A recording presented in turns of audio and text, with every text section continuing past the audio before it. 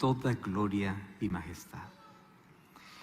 Hoy queremos que nuestro corazón pueda ser enternecido ante tu poder. Hoy pedimos que tu Santo Espíritu pueda entrar en nuestra vida para poder curar, fortalecer, consolar y restaurar. Estamos aquí porque en nuestro corazón hay necesidad de un Salvador.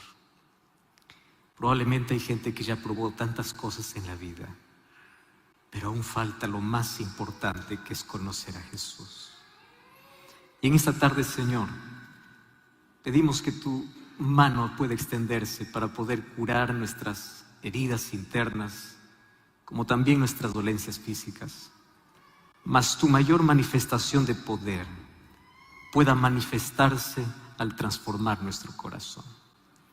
Y hoy te suplico, como tu palabra siempre no vuelve vacía y tu Santo Espíritu siempre está listo para convencernos, en esta tarde podamos experimentar ese poder, ser convencidos por tu Espíritu, podamos aceptar a Jesús como nuestro Salvador.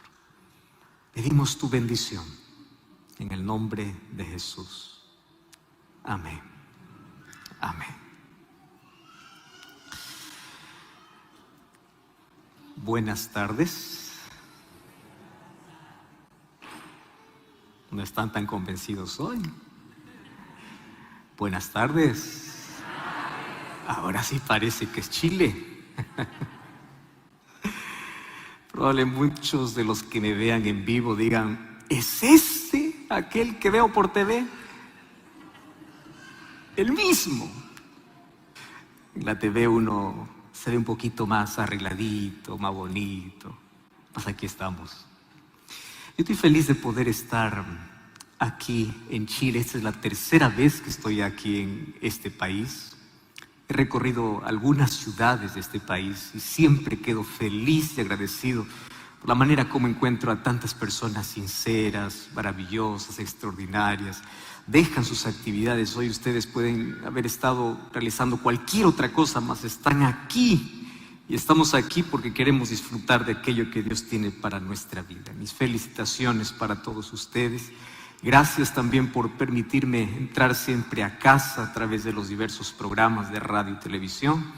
Y hoy estamos comenzando aquí una serie especial, Esperanza para Vivir. ¿De qué se trata? Déjenme contarles.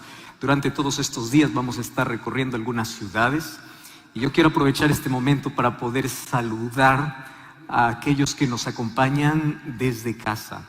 Sé que en toda la asociación en este momento están reunidos en grupos pequeños.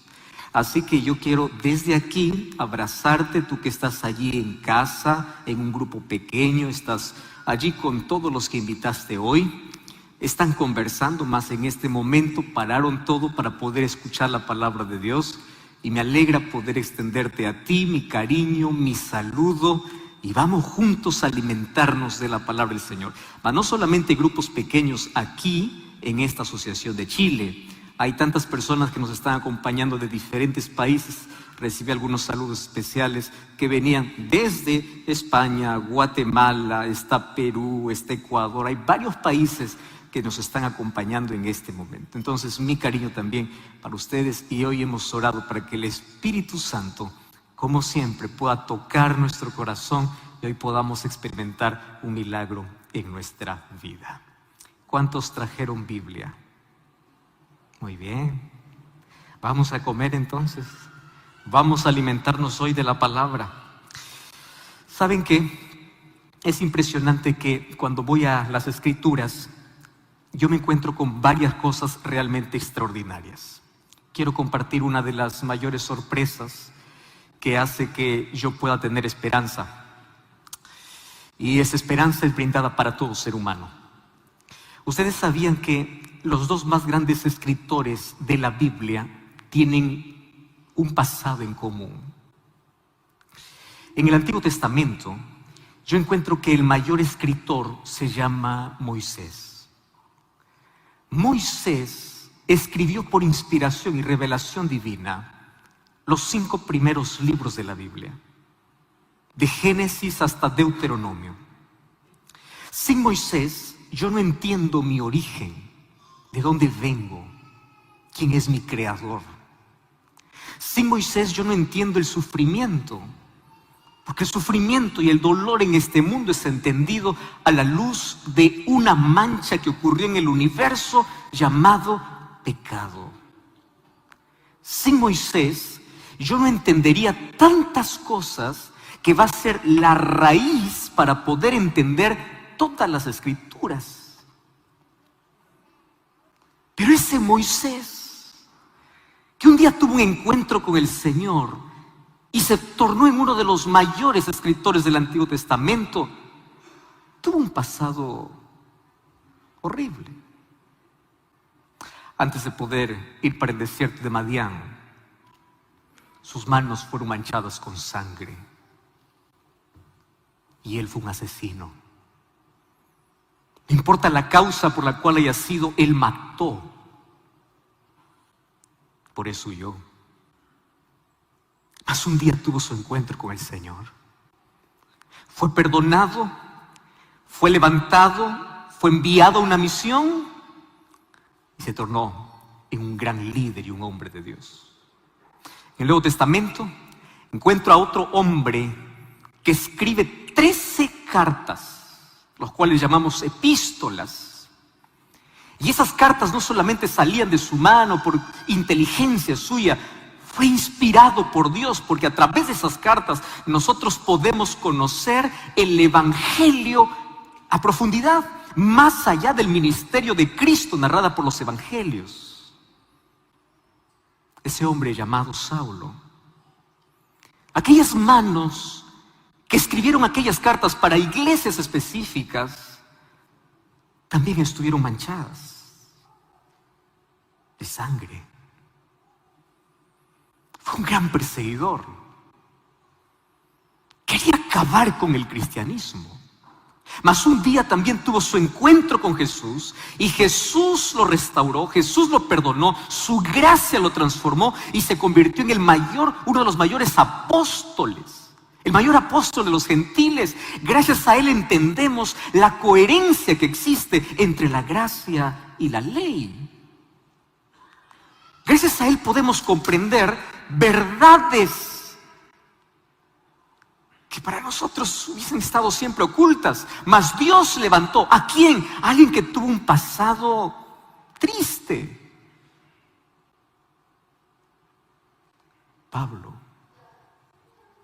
¿Y por qué Dios levanta gente mala?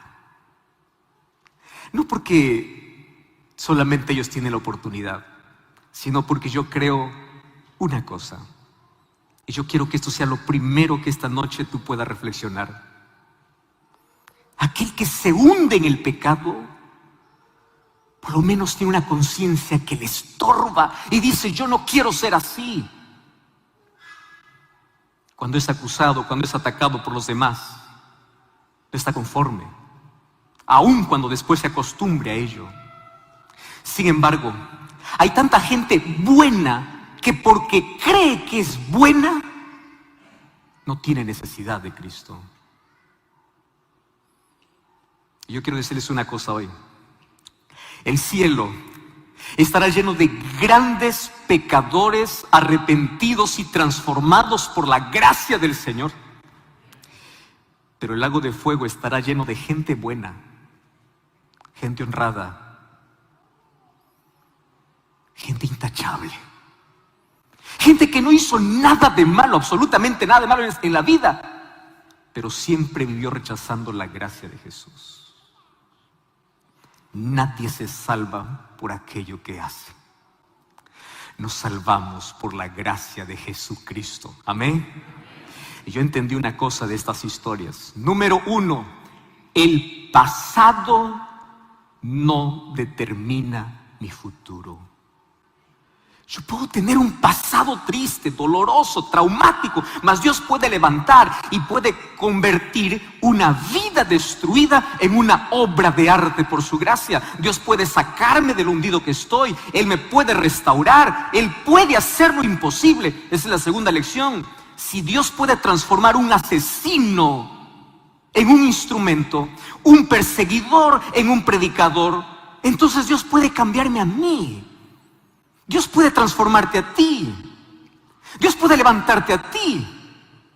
Porque tu pasado no determina tu futuro. Lo que determina tu futuro es la gracia de Cristo. Y para ello necesitas tomar una decisión, tener un encuentro con Cristo.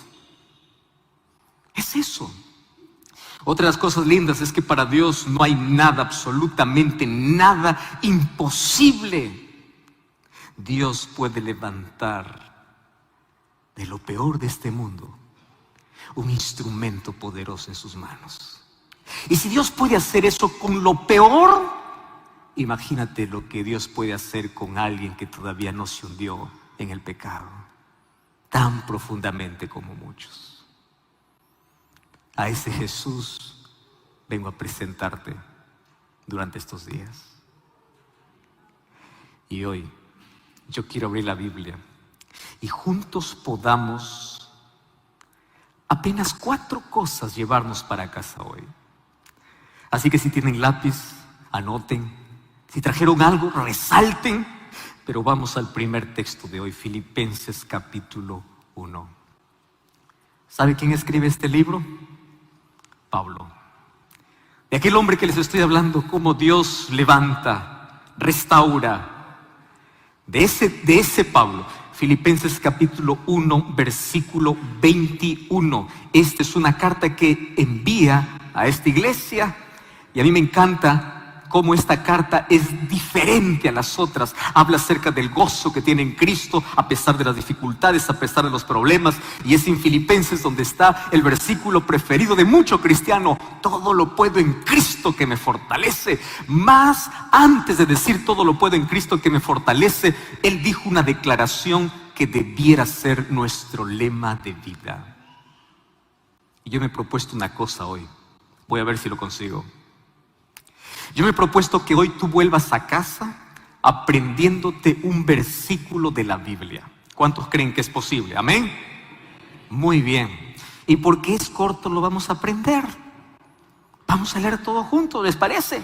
Filipenses capítulo 1, versículo 21 dice así, y me gustaría que todos podamos leerlo a la voz de 3, 2 y 3. Dice: porque para mí el vivir es Cristo y el morir es ganancia. ¿Me permiten tomarles examen? Rapidito. Esta vez todavía es válido con Biblia. Lea usted 2 y 3.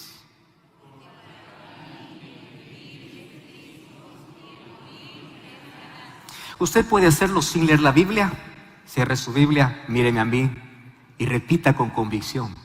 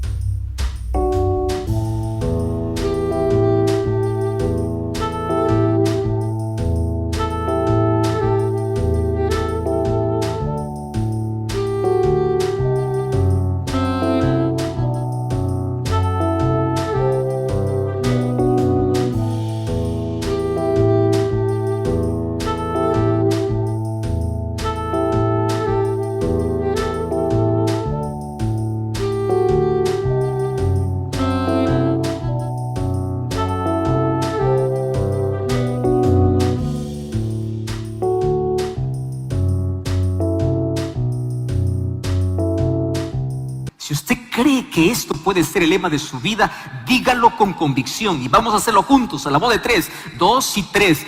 Porque para mí el vivir es Cristo y el morir es ganancia. ¿Suena bonito? Sí.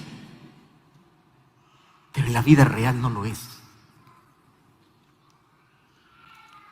¿Tú crees que este es un verso que lo colocó Pablo porque sonaba bonito, era parte de una poesía, de un verso? No. Pablo en un versículo me está contando su vida. ¿Qué significa que Cristo sea la vida? Porque hoy muchas veces podemos decir fácil: para mí el vivir es Cristo. ¿Hasta qué? se me presenta un trabajo donde puedo dejar a Cristo a un lado y acepto el trabajo. Hoy puedo decir, para mí el vivir es Cristo, hasta que venga un golpe en la vida, un problema en la vida, una crisis en la vida, y yo renuncio a Cristo. ¿Qué cosa es para mí el vivir es Cristo? No es un poema. ¿Cuántos creen que Cristo es el centro de su vida? Levante su mano. ¡Qué lindo!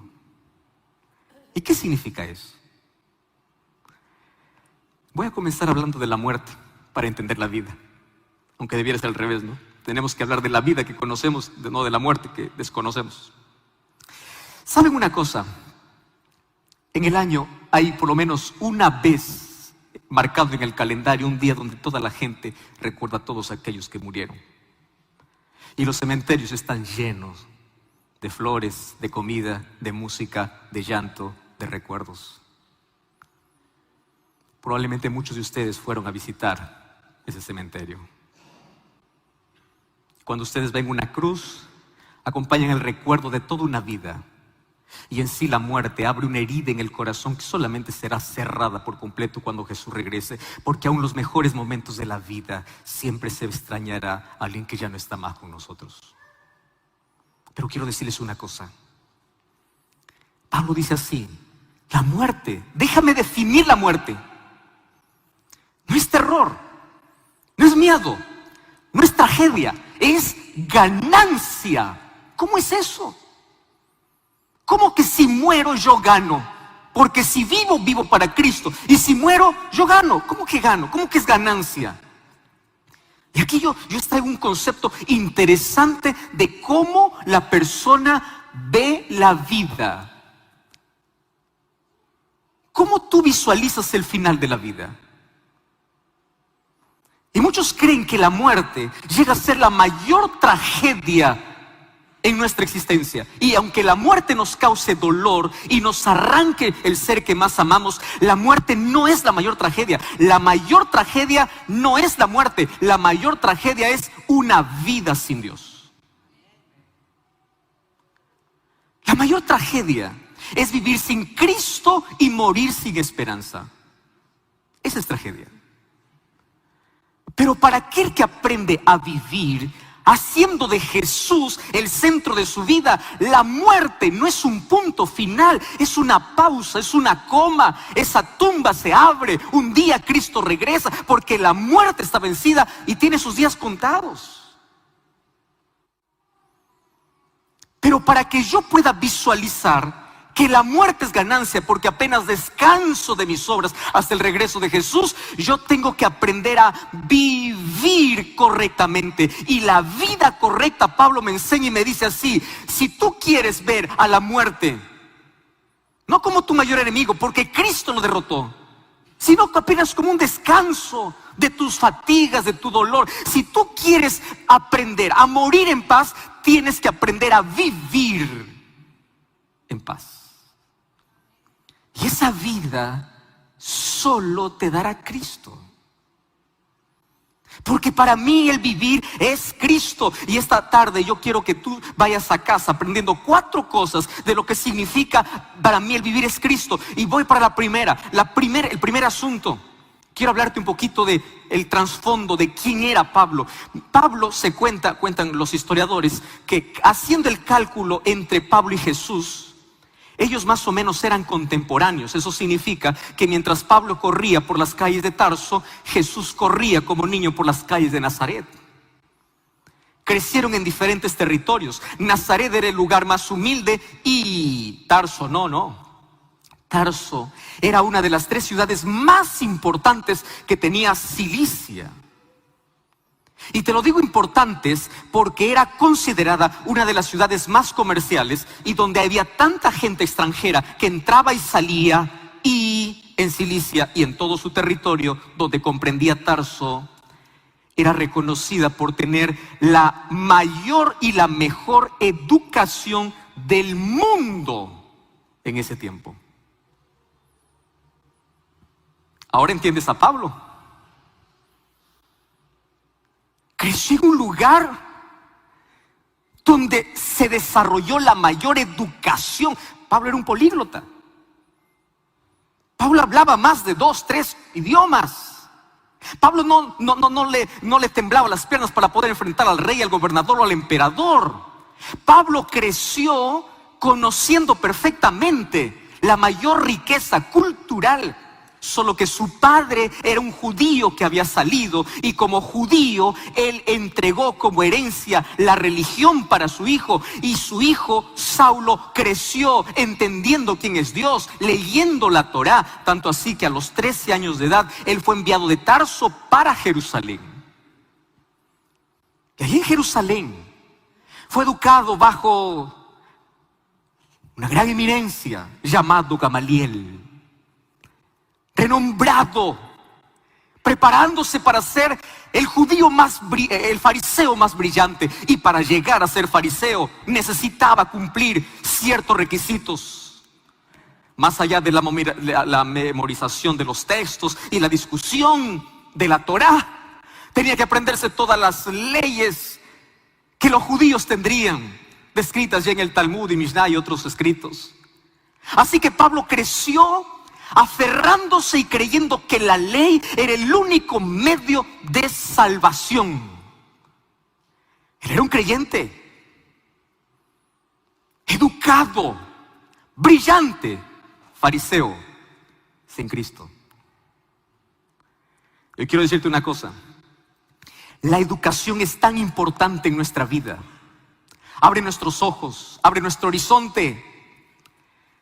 Dios quiere, es más, la Biblia es un libro de educación. Cuando Dios nos llama a su reino, Él nos educa.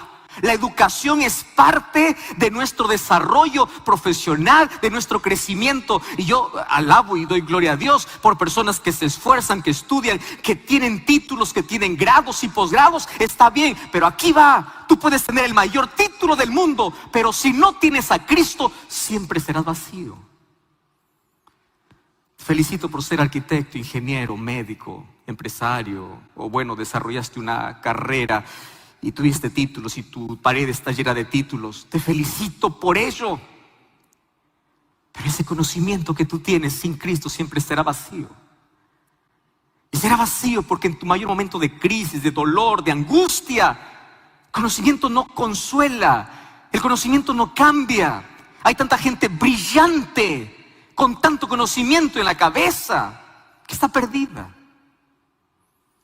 Cuando yo leo a Salomón en Eclesiastés, él dice: yo no privé nada a mis ojos, pero todo era vanidad.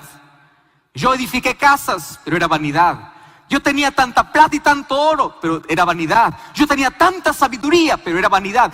Todo lo que tengas en la vida y lo que alcances en la vida siempre será vanidad. Y vanidad es un vapor que se escapa, que va, que huye, que cuando parece que lo tienes, no lo tienes. Es una ilusión. Parece que agarraste el vapor, pero tú no puedes tenerlo.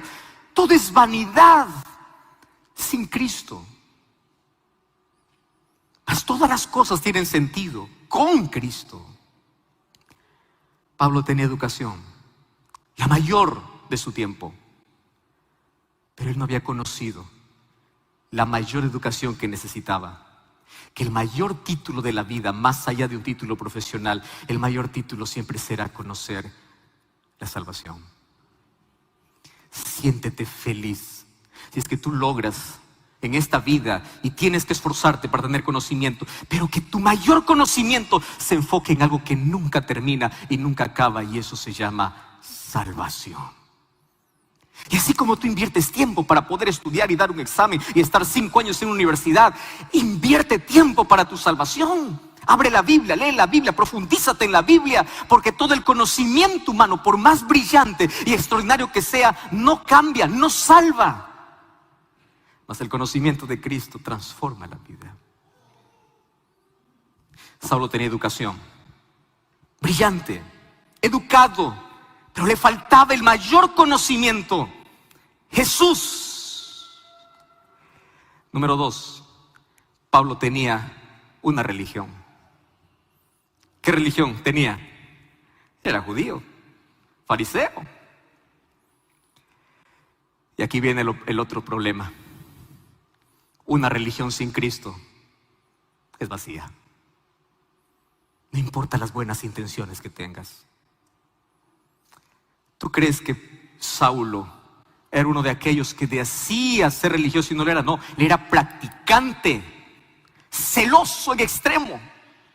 Tanto así que él creía que estaba sirviendo a Jesús o a Dios, pero no lo servía. Él apenas seguía sus propios caprichos. Eso se llama tener la religión de Caín. Yo creo en Dios, pero yo quiero hacerlo de mi manera. Saulo era sincero.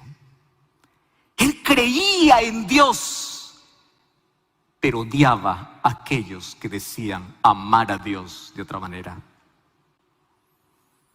Intolerancia. ¿Tú crees que eso se ha perdido ahora? No. Tantos padres, en nombre de Dios, botan a sus hijos de casa cuando ellos comienzan a creer en Dios de otra manera.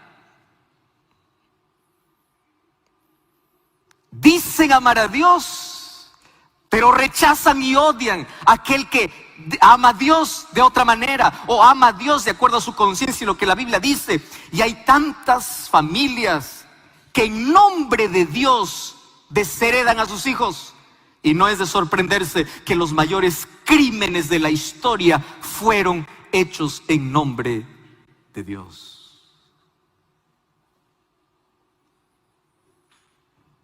Tantos pastores incluso que amenazan a su rebaño. Si tú cambias de religión, te irás al infierno, estás en pecado, porque te enseñan a amar una religión más que a Cristo. Y Pablo era celoso en su religión, pero odiaba a los del camino, porque en ese momento no se llamaban cristianos todavía, se llamaban los del camino. Cristianos se les colocó cuando estaba en Antioquía. Odiaba tanto a los cristianos y él creía firmemente una cosa. Decía así: o acabo con el cristianismo o el cristianismo va a acabar con el judaísmo. ¿Y cuál era el problema de Saulo? El problema de Saulo era la percepción equivocada que muchos hoy todavía tienen. ¿Cuál era la percepción de Pablo? Pablo pensaba así: la salvación, señores, tiene que ser por guardar la ley. Ahora que venga un grupo de cristianos y diga: la salvación es por la fe en Cristo. No, eso yo no acepto. La salvación es por hacer. Y el odio contra el cristianismo era porque los cristianos, siendo 12, siendo 120, comenzaron a diseminar por todas las sinagogas de un Jesús, el Salvador. Un Jesús que ofrece gracia, pero que no está en contra de la ley. Y aquí viene el mayor problema. Solo que en el asunto de Pablo era un extremo. Hoy tenemos por lo menos dos extremos. ¿Cuál es el primer extremo? Primer extremo que dice así: yo acepto a Jesús como mi Salvador. ¿Para qué ley? No existe ley. La ley no sirve porque solo la gracia de Cristo. Cuando se olvidan que la gracia que salva es la gracia que transforma y es la gracia que me coloca en armonía con la voluntad de Dios y me torna obediente. Pero ahí está el otro extremo. No importa la gracia, solo la ley. Y ese grupo de personas son los legalistas, aquellos que piensan que solamente se llega al cielo haciendo. Mas esta tarde te digo que llegamos al cielo por la gracia de Cristo. Mas así como llegamos por la gracia de Cristo, la gracia cuando llega a nuestra vida nos torna obedientes a su voluntad. ¿Y qué significa que me torno obediente? La ley es un asunto espiritual. Jesús dice así: si me amas, guarda mis mandamientos. No te dice guarda mis mandamientos para salvarte, porque la causa de la salvación es la gracia de Dios, pero la evidencia de la salvación siempre será la obediencia a su ley. Yo no guardo la ley para salvarme, yo guardo la ley porque soy salvo por la gracia de Jesús. Y Ezequiel capítulo 36 dice que el Espíritu Santo comienza a hacer un trabajo en mi corazón que me torna obediente a la ley. Y es por eso que Pablo, luego que conoce a Jesús, se va a encargar de hablar en contra del legalismo. Pablo jamás habla en contra de la ley. Cuando dice, maldito el que está bajo la ley, lo que está diciendo es maldito el que está bajo la condenación.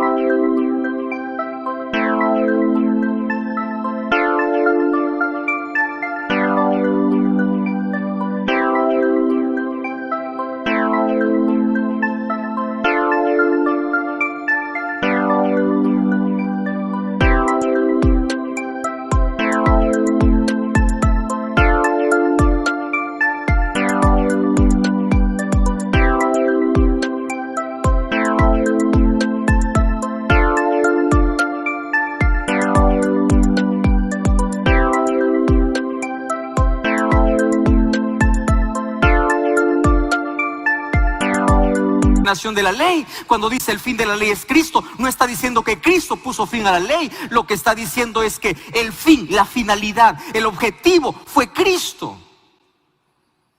Pero ¿qué cosa es lo que estaba siempre atacando Pablo? El legalismo, porque ahora conoce la gracia.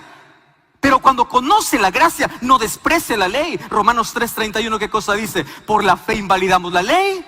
De ninguna manera, confirmamos la ley. Entonces, los dos extremos son peligrosos. El primer extremo, pensar, yo solamente me salvo haciendo. El otro extremo es pensar, solo la gracia de Cristo, ya no la obediencia. En la Biblia encuentro que la gracia y la ley caminan en armonía. Porque la gracia que salva es la gracia que transforma. Pero en la perspectiva de Pablo, el evangelio del cristianismo era una completa locura. Porque todavía no conocía a Cristo. ¿Y cuál es la segunda lección? Tú puedes tener una religión y no haber conocido la salvación. Tú puedes creer que estás adorando a Dios, pero lo estás haciendo a tu manera, a tu capricho. Incluso piensas que estás defendiendo a Dios, pero estás en contra de Dios. Yo quiero decirte hoy, Dios no necesita defensores. Dios necesita testigos. Dios no necesita de abogados. Yo voy a defender. Hay gente que piensa que está defendiendo a Dios cuando en sí está defendiendo su credo, su creencia, su tradición, su religión, y está en contra de Dios. Por eso es que hay gente intolerante que amenaza, que deshereda, que hace esto y lo otro. ¿Por qué? Porque puedes tener una religión, pero la religión no indica que tienes a Dios en el corazón.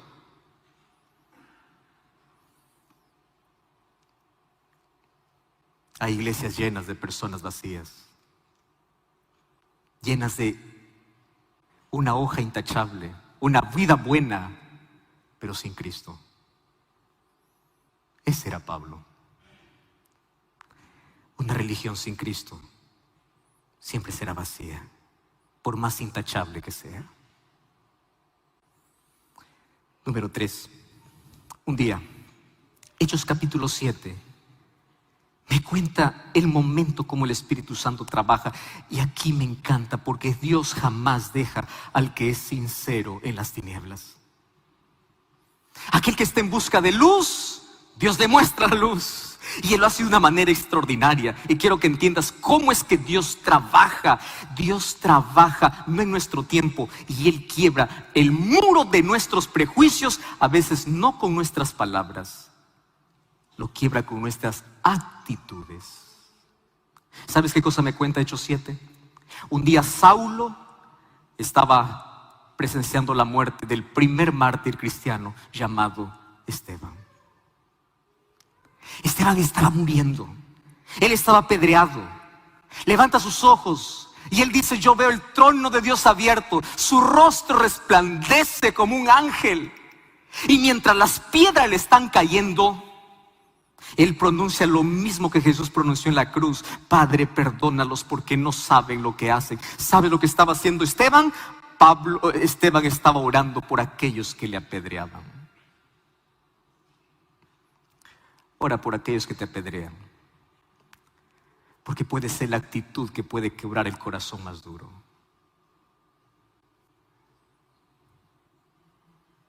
Para Pablo podría decir: este es uno menos, qué bueno, un cristiano menos.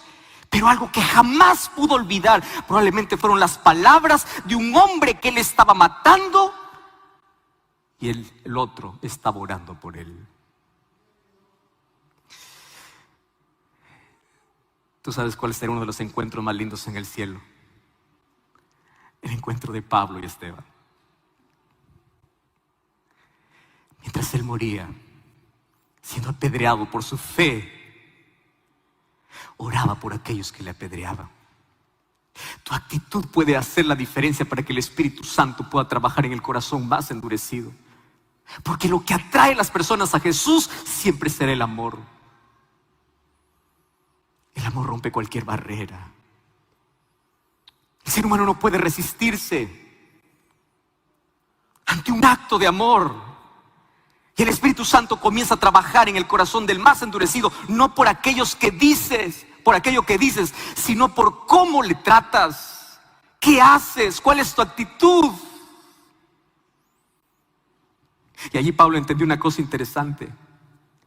La vida, para que esté completa, para que esté llena, tiene que estar Cristo. Y cuando está Cristo, morir. ¿Cuál es el problema de morir? Él lo aprendió de Esteban. Y él dijo, probablemente en este momento, ¿cómo es posible que mientras yo los persigo y los mato, ellos oran por mí? ¿Qué vida es esa? Un día lo entendió. Y cuando escribe el libro de Filipenses, él dice, no importa si yo estoy en prisiones, si yo voy a morir, no importa lo que haga por Cristo, porque para mí el vivir es Cristo, mi vida es Cristo, el centro de mi vida es Cristo. Morir no es miedo, no es tragedia, morir es ganancia. Él lo aprendió desde una actitud simple de un hombre llamado Esteban. ¿Qué cosa significa para mí vivir es Cristo? Número 1, todo lo que pueda tener en la vida, si no tengo a Cristo, es vacío. Incluso tener una religión sin Cristo es vacía. ¿Qué cosa para mí vivir es Cristo? Estar dispuesto incluso a dar la vida por Jesús. Porque Él llena todo. Él da sentido y es el centro de todo. Y la cuarta cosa es importante, impactante.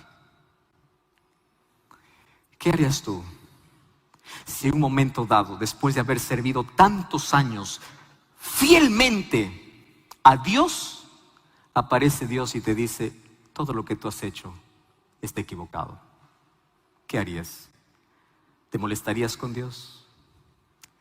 Eso es lo que pasó con Saulo. Después de tantos años haber gastado fuerza, energía, tiempo, dinero, recursos, toda su vida estaba abocada a perseguir y desaparecer el nombre de Cristo. Un día Dios se le aparece, un día Cristo se le aparece y dice, por mejores intenciones que tengas de servirme, la manera en la cual tú lo haces es equivocada. Yo te voy a decir una cosa, muchas veces Dios va a aparecer en tu camino para decirte, tú eres sincero, pero estás equivocado. ¿Y sabes cuál es la actitud más linda de este hombre? Es que él estuvo dispuesto a renunciar hasta su propia religión. Porque cuando tú de verdad quieres servir a Dios, no es lo que la religión dice, es lo que Dios te pide. Y quiero que entiendas algo. Muchos colocan su religión por encima de Dios. Yo recibo tanta gente todos los años en Biblia Fácil. Hablamos sobre todo tema. Santuario, Espíritu Santo, doctrina, Daniel, Apocalipsis. Este próximo año estaré estrenando una temporada sobre el mensaje de los 3 ángeles de Apocalipsis capítulo 14. 15 temas de solo 6 versículos de Apocalipsis. Y yo presencio de cerca la lucha de la gente. Porque ninguno de los que está allí, ustedes que acompañan el programa, ninguno de los que está allí pertenecen a la iglesia adventista. Ninguno. Y ahí comienza el confrontamiento. No conmigo, con la palabra. Porque es Biblia. ¿Y cuántas veces he tenido personas viniendo a mi lado diciendo, pastor, yo entiendo lo que la Biblia dice, yo entiendo que puedo estar equivocado. Ah, pastor, pero mi iglesia, pero mi pastor, pero esto, pero lo otro. Porque hay gente que aún conociendo la verdad se aferra a su tradición, se aferra a su iglesia, se aferra a su pastor, se aferra a todo y coloca todo por encima de Jesús. Pablo, cuando entendió que estaba sirviendo a Cristo de manera equivocada, no le importó todo lo que había hecho. Él dijo, Señor, ¿qué quieres que haga? Porque a partir de hoy yo no quiero hacer lo que yo quiero. Yo no quiero hacer lo que yo quiero hacer lo que tú quieres. ¿Sabes qué significa para mí el vivir es Cristo? Colocar a Jesús incluso por encima de cualquier creencia absurda que esté en contra de su voluntad. Estar dispuesto incluso a renunciar tus años y años de experiencia en un lugar, en una iglesia. Mas ahora tú descubres que la palabra de Dios tiene un plan para tu vida, que Dios tiene un camino diferente. Y Dios no te está pidiendo que renuncies tu fe. Lo que Dios está pidiendo es que coloques la verdad, que coloques a Cristo por encima de tus creencias, por encima de tus caprichos, por encima de tus tradiciones. Porque para mí el vivir es Cristo. Cristo es lo más importante. Y si Él me dice que yo estoy equivocado y me muestra un nuevo camino, yo voy a aceptar. Porque para mí Cristo es el centro, es lo más importante para mi vida. Para mí el vivir es Cristo. La razón de mi existencia es Cristo.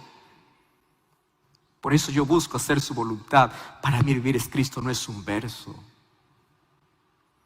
Es el centro. Y como me encanta que cuando Pablo encontró a Jesús, él se rindió. Porque quiero decirte una cosa. La respuesta más inteligente del ser humano ante Dios no es solo conocer la verdad, es aceptar la verdad. Y en esta tarde yo quiero decirte, Dios te ha dado dos cosas a ti, que son regalos que todos los seres humanos tenemos. Dios te hizo libre. La libertad siempre caminará en la plataforma del amor. Y con la libertad tú puedes hacer lo que quieres, aun cuando sabes que hay consecuencias. Pero Dios no solamente te dio libertad, Dios también te dio inteligencia. ¿Y sabes por qué Dios te hizo inteligente?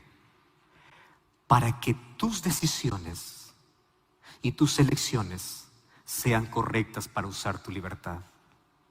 ¿Y sabes cuál es el mejor uso de nuestra libertad? Vivir para Cristo. Someterse a Cristo. Hacer de Cristo el centro de la vida.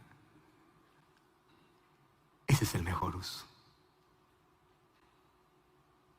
Yo quiero que repitas conmigo otra vez, sin abrir la Biblia, el versículo que leímos al comienzo.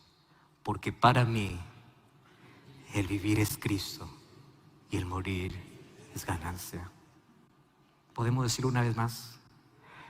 Porque para mí el vivir es Cristo y el morir es ganancia. No quiero hablarte de la muerte, pero déjame hablarte de la vida. ¿Cómo la estás viviendo? Y déjame hacerte un breve resumen.